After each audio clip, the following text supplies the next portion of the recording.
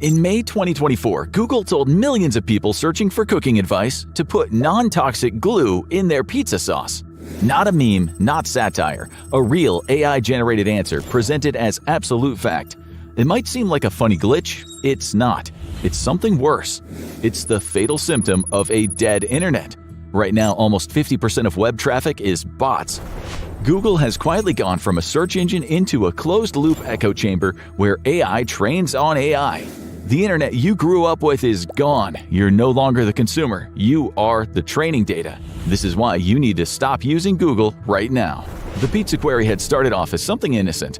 Why does my cheese keep sliding off pizza? And it didn't take long for the internet to find the source. It had been scraped from an 11-year-old Reddit troll post that had somehow been pulled off of the top of Google's metrics. And then the floodgates opened. It didn't take long for people to start experimenting with searches to see what other glitches were out there. And one posed a bigger risk to public health. Someone Googled, "How many rocks shall I eat?" and got back a result claiming that geologists at UC Berkeley suggested eating at least one small rock a day. It cited a geologist named Dr. Joseph Granger, who described how to incorporate pebbles into your daily diet.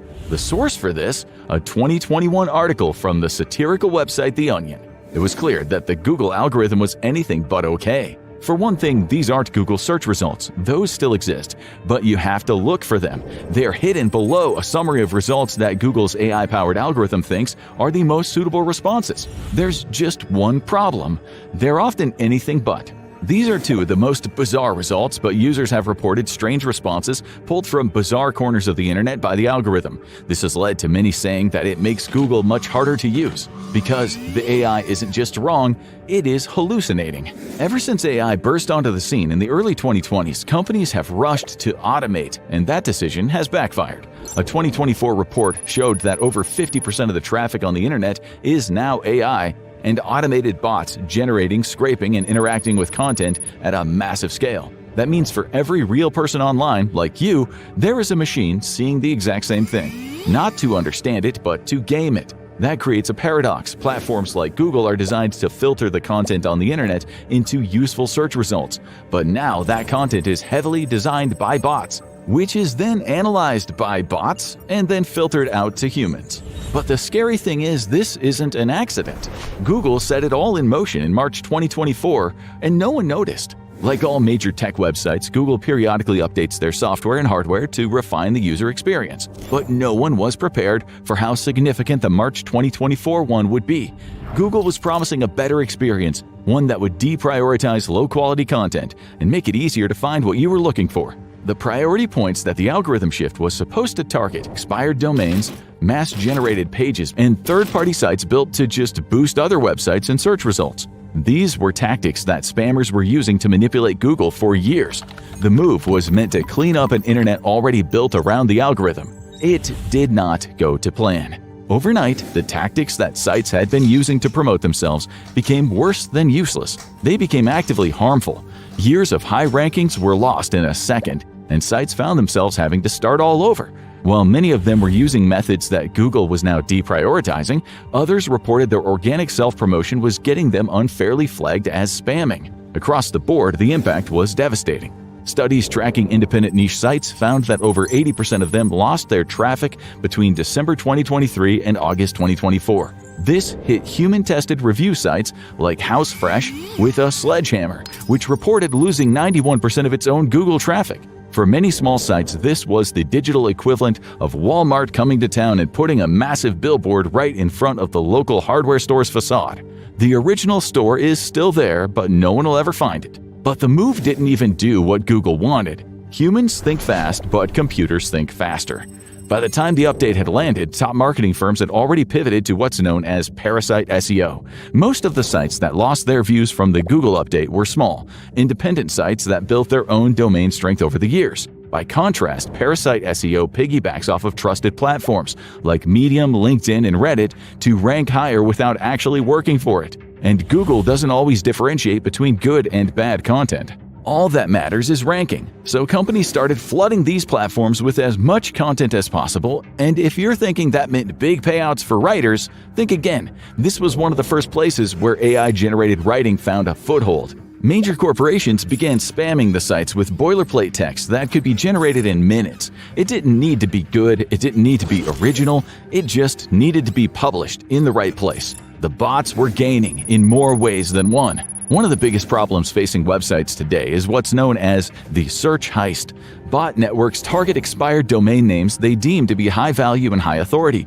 They take over the driver's seat and pump it full of as many AI-generated articles as they can, sending it catapulting up the rankings. These domains are often built around the buyer's main rival, using slight variations on their name and then filling it with content favoring the competition. It might not sound ethical, and many wonder if it's even legal, but it works.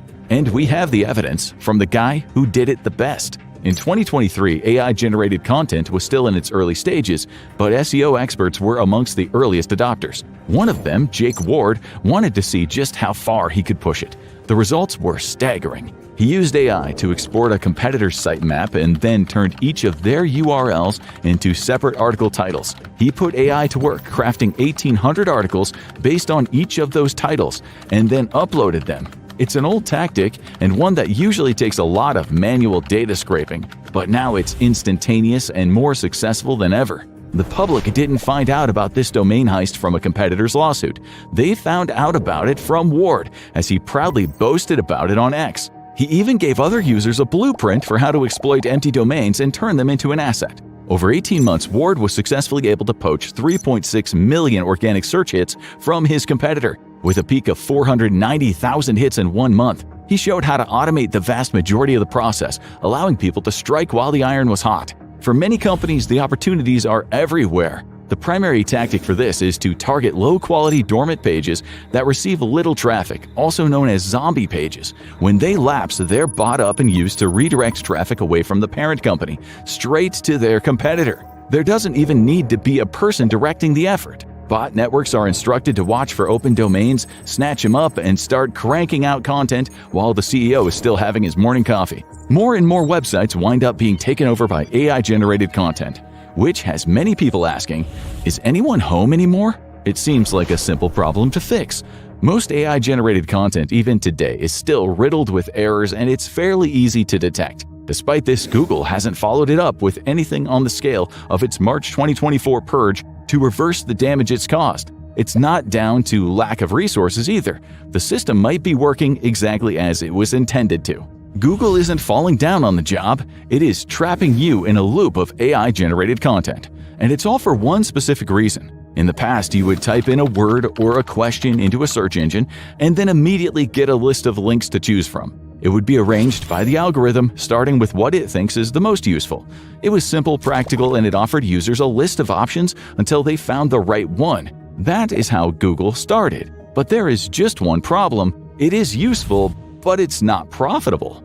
Google isn't a humble little search engine startup that it began as. It is a behemoth with one priority: make money. It wasn't long before Google search was infiltrated by advertising, which then meant users had to look closely to make sure whether the top result they were clicking on was an organic search result or a promoted item. By now, the clicks may be pointless. Now, you might think a search engine has one job: to get you to the right place. But what if the right place never actually leaves the search engine? The zero-click result has become the ideal for search engines, providing traffic to them and no one else. This is when the user gets all the data they've been looking for on the first page that they land on. There's no need to click any of the other links. This has evolved several times over the years, first with rich snippets which provide a short text blurb from each website link, and then a knowledge panel that provides a visual text and analysis of certain topics pulled from the search interface, often in partnership with sites like Wikipedia. It was typically informative and it kept traffic on Google. Then AI changed everything. Now, the first thing you see isn't your search result at all. It is a Google AI summary that pulls from assorted top sources to create a paragraph or two with written text, links, and data. And it sounds useful, but there is one big question: where is this information coming from? And can it be trusted? According to a recent study by SparkToro, 58.5% of Google search traffic is now zero-click. People get all the information they need from the landing page without ever clicking a link. Anecdotal reports from teachers talk about Gen Z and Gen Alpha students raised on Google who just use the landing page as an all-purpose question and answer device. They don't know how to find web pages on their own, and that might be exactly what Google wants, to become a landing page not just for searches, but for everything. But people are noticing, and they're finding an unusual refuge. Most of the beneficiaries of the changes in Google have been AI-generated sites and Google itself, but there has been one big exception: Reddit. The site has always been an unusual one. Separate from the boom in social media, only the front page is driven by algorithms. It's primarily text-based rather than video, and AI is limited to only a few summaries. And that led to an unexpected explosion. Reddit saw its organic Google traffic increase by raw numbers more than any other site, jumping from around 132 million to over 500 million in only a year. The reason for it is simple. Reddit is one of the few places on the internet where people still assume they're talking to other human beings. The combination of ease of posting with general anonymity means that people are more willing to post openly there. Google quickly saw that Reddit was becoming a goldmine for organic content, and it didn't wait long to make a deal. In February 2024, Google offered $60 million for Reddit's data. This lets Google use Reddit posts to train its AI models and even influence search results. It's something that likely came at a high price, showing just how valuable Reddit has become. That same year, Reddit posted its first ever quarterly profit as a public company, largely driven by a surge in search traffic. But this might turn out to be a double-edged sword. Reddit users have been noticing an unusual surge in repetitive stories, all dealing with the same conflicts and featuring a similar writing style. Users are quick to call out what they suspect to be AI-generated stories and then downvote the posts. But it is clear this may be an uphill battle. Reddit's data is now valuable, which means the same bot networks that made it such a convenient place to search now see it as a convenient place to exploit. Google thinks it can solve its problems by tapping into Reddit's data, but the internet may be too far gone for that, whether the users want it or not. On Google alone, there has been a recent backlash over the fact that AI isn't just on the search engine, it is in the email servers. Users get AI-packaged summaries of their emails, and they even find the system prompting them with likely next lines as they write. Many have complained that the option to turn these features off is hard to find and use, and that may be leading to a much bigger problem. AI skeptics have long warned of a potential crisis called model collapse. This is something observed in AI training models, where machine learning eventually winds up training on itself. Because it processes so much data, it absorbs large amounts of uncurated synthetic information. Those flawed inputs then find their way into search results, and the errors start compounding inside of the system. In early model collapse, minority data that doesn't match the majority gets filtered out, making it harder to get more specific information. That is the beginning of the end. Late-stage model collapse is what happens when a large language model starts to lose its usefulness. It begins repeating flawed information, it becomes harder to correct, and its performance steadily degrades. Some researchers compare it to inbreeding, where a genetic defect gets passed down again and again, resulting in a more pronounced and often harmful version of the trait. In simpler terms, the AI starts feeding on its own worst data, and it slowly breaks down, and Google might be ground zero. Google isn't just the largest search engine in the world. Its only close competitor is itself. Google itself has around 90% of global search engine traffic. Its only real competitor for query volume is YouTube, which Google also owns. Amazon and Yahoo are above 1% of total traffic. The sheer volume of queries that Google undertakes each day means it's processing levels of data that no one else can compete with.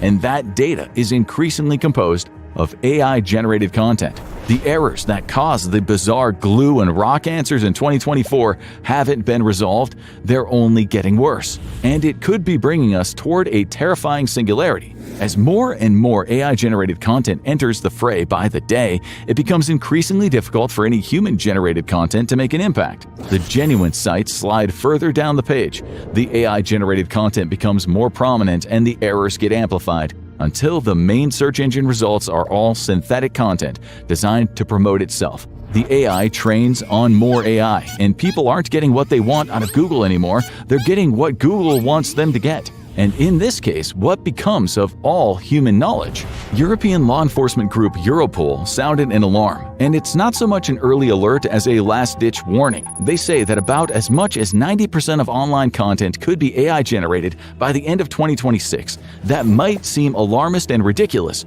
but there is a cavalcade of AI-generated content on just about every social media site, often designed to inflame or spark arguments. And on millions of ghost websites across the internet, AI articles are generated daily without the intention of having anyone read them. They don't need eyeballs directly on them because Google is already watching. And that's why some people are starting to think ahead. A small group of dedicated online veterans are starting to pivot to new sites that eschew AI, albeit with mixed results. Over the last few years, new search engines have popped up, with Kagi and Marginalia being the two most prominent. Both pride themselves on being human-only search engines prioritizing non-commercial content and organic searches, with an optional AI-powered algorithm. Similarly, in the video game world, a small but dedicated fanbase has emerged for retro consoles where users can play older games they might have grown up with. For most people, they're standing at a fork in the road. There are two possible paths forward for the internet, one much harder than the other. On one side, there's an internet by humans for humans, led by a conscious human reality. But this path features a lot of challenges along the way. For one thing, it'll take designers to build these new websites, and designing new sites does not come cheap. So most of these initiatives will either have to rely on donations or ask people to pay subscription fees, which isn't always an easy sell, especially when the other option is free. There's an old saying, if something is free, you are the product. And that's never been more true than with Google. They're becoming the center of a new internet, one that is increasingly AI-generated and shaped by algorithms built on your data. And as Google embeds itself deeper into more sites and pushes its Gemini AI across the entire ecosystem, its reach becomes harder to avoid. Unless users start questioning what they're being shown, step away from it, and begin creating something new. Google isn't the only place where AI might be running into a dead end. Find out how Google's biggest competitor is facing a ticking time bomb in massive Microsoft divorce that will bankrupt OpenAI and ChatGPT. Or watch this video instead.